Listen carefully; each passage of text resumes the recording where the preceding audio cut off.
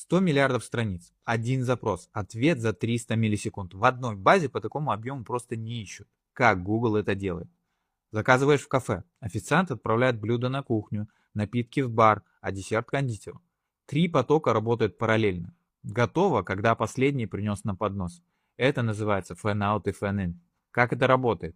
Fan-out — это один запрос, который распараллеливается на n подзадач, каждая в своей горутине.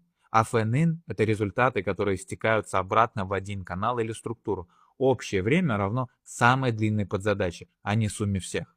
Здесь ты можешь видеть error group в Go.